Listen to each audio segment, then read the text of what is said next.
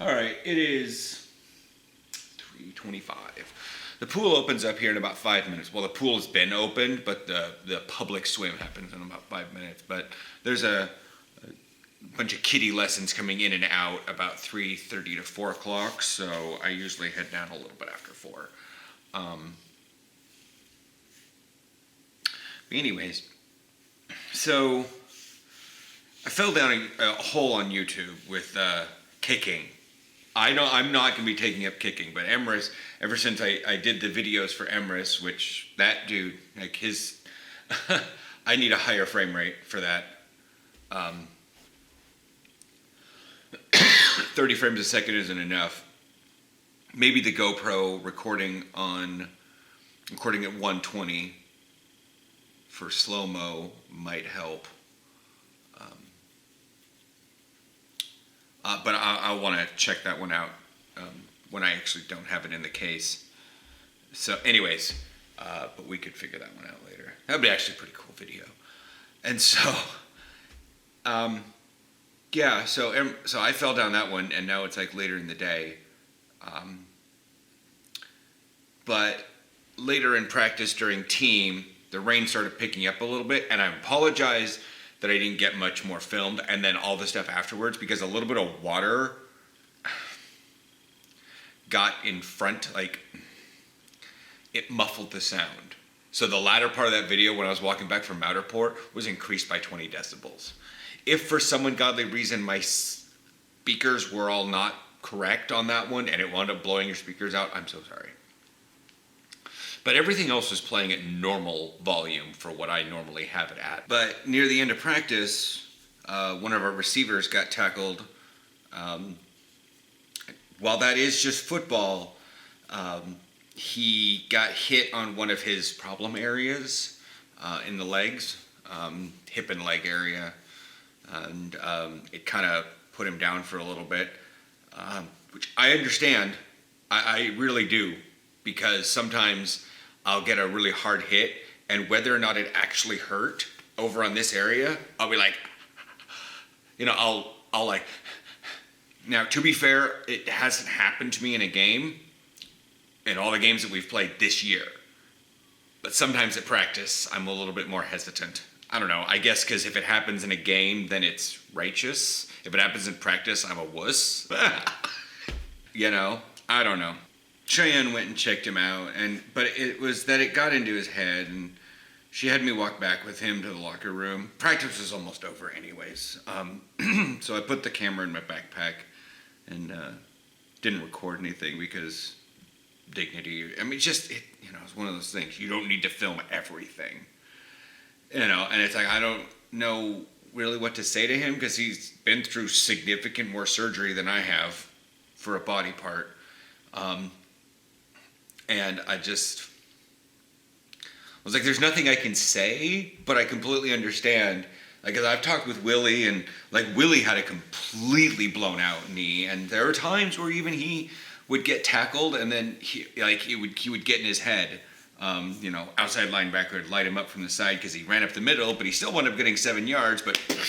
And sometimes it'd be really low on that leg, and he remembers having an entire term, 3 months, 2 or 3 months at school, walking around completely stiff-legged with a crutch and everything, and had to medically redshirt for his college year. And yeah, I get it. And there's nothing I could really tell him, my teammate, not Willie, except I was like, dude, and it sucks because there's a lot of people. There's 4 groups, 4 types of players, at least on the Hurricanes. And I'm not going to name anybody, but you kind of know where you fall if you're watching this video. There's your ones that show up, maybe. They show up to games and, okay, yeah. They pay their contribution, so when they're free, they'll come and play. But they show up to practice, it's a once in a blue moon.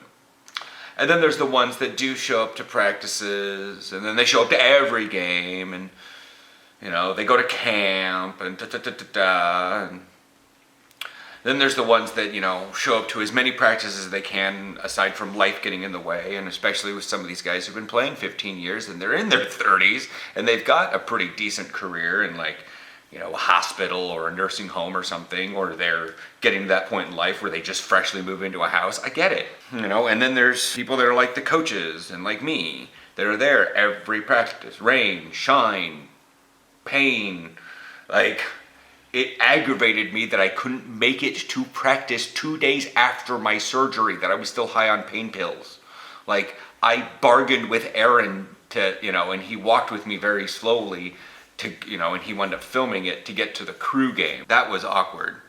And it, you know, it helped, but like, I was bothered that I missed a game, and yeah, missed two Thursday practices and a game.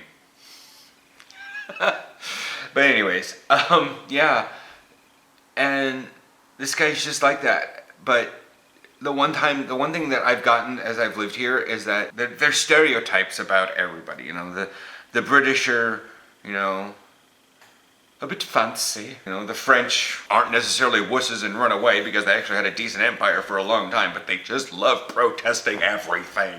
The Germans have precision. There's a term that I've heard called people do it on German time. It may not look like everything is going to be done, but it will be done at the exact time. And then as fast as possible. So it's a weird joke. The one thing I've learned about the Dutch is that it's hard to break their will, and they're super industrious. Like, literally nature couldn't break their spirit, and they wound up building the world's greatest dams. You know, you could say, oh, well, Grand Coulee or Hoover Dam or all this stuff. And it's just like, no, no, I'm sorry. And this guy's just like that. I looked at him and I kind of made a joke. I was like, you know, it kind of sucks. You know, the longer we play this sport, the more pain and stuff bounces around our body like a billiard ball. Yeah. Like, I was trying to do things to make him feel good because there's no, like, reassurance I could give him. He'd already been through it before, like Willie had, and to be fair, I had and stuff. So, you know, you just sort of try to, you know, get him at least to chuckle a little bit. But I looked at him and it was just like, it was the weirdest compliment to ever come out. And I was just like, I really do wish that your body was as strong as your spirit. And I don't know where that came from, but that was the idea. It's like, the longer I live here, the more I realize that to be Dutch is to like laugh in the face of the world. You are resilient beyond all belief.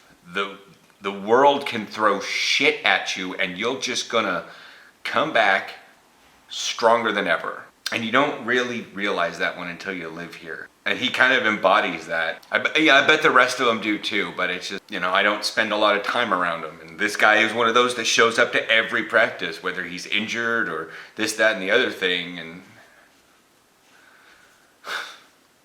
so, you know, I kind of gotten a little bit more to know him better, but whatever. I will see you guys next week. It was kind of wanted to talk about something that was kind of bothering me.